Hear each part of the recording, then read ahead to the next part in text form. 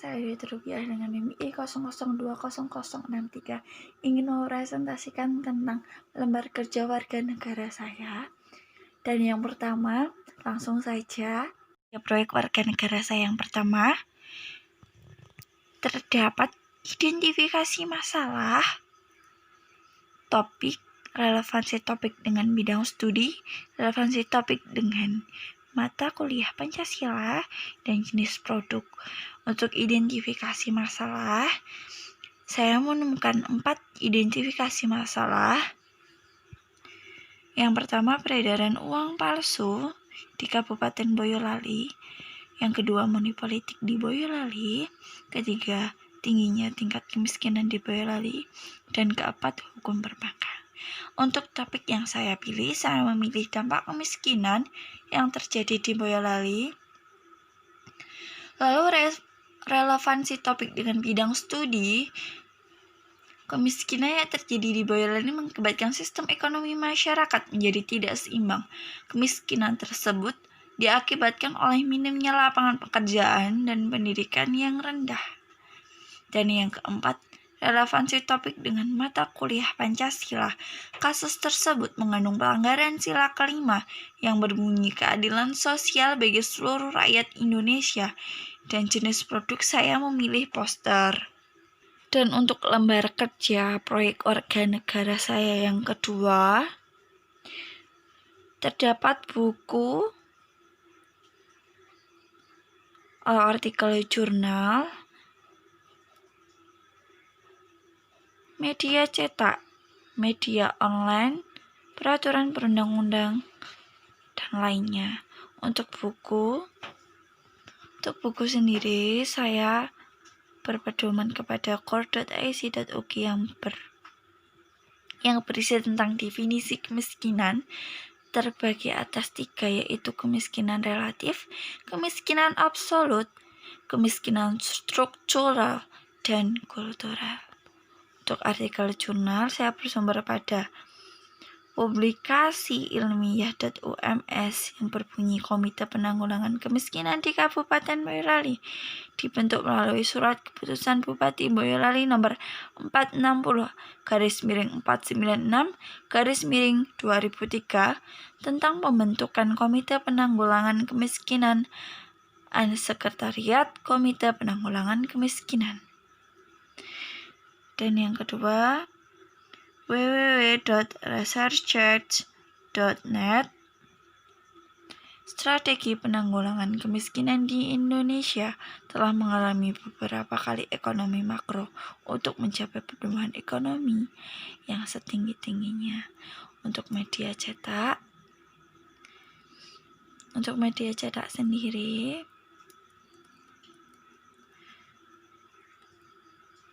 saya menemukan 2 sumber, yaitu Puspensos. Pemerintah perlu mengantisipasi potensi peningkatan kemiskinan yang disebabkan oleh akses pangan. Dan yang kedua, boyolalikap.bps.go.id. Kemiskinan dipandang sebagai ketidakmampuan dari sisi ekonomi untuk memenuhi kebutuhan dasar makanan dan bukan makanan yang berukur, yang diukur dari sisi pengeluaran. Untuk media online, saya menemukan 3 sumber. Yang pertama,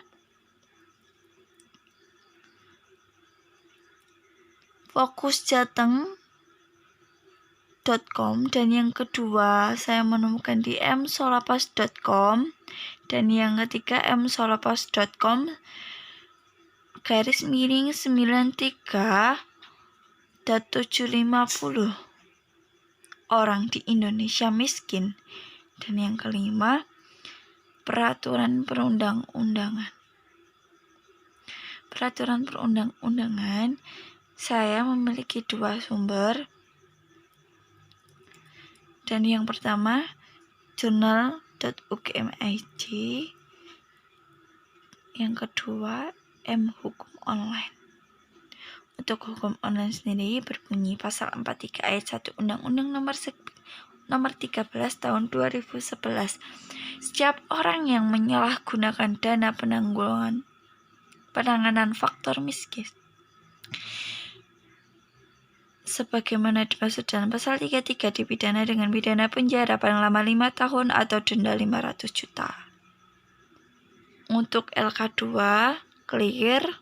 Di LK3 untuk langkah yang pertama, saya telah melakukan pengamatan di lingkungan daerah sekitar saya.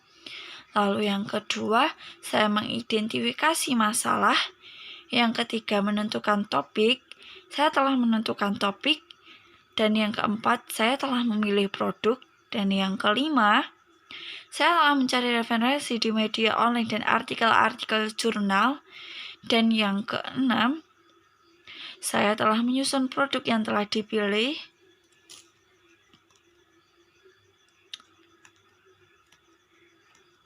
Dan berikut produk yang saya pilih yaitu poster. Poster ini menunjukkan orang miskin dilarang sakit. Oleh karena itu, saya membuat kata-kata seperti ini. Kemiskinan menjadikan rakyat menengah ke bawah tidak mampu untuk berobat. Karena biaya yang begitu mahal, apalagi guna BPJS. Apalah guna BPJS dan segala bantuan darimu, wahai pemerintah? Engkau yang bertanggung jawab mengutamakan kesehatan masyarakat miskin. Di mana pemerintah saat rakyatnya benar-benar sedang membutuhkan? Di mana pemerintah saat rakyat membutuhkan perhatiannya?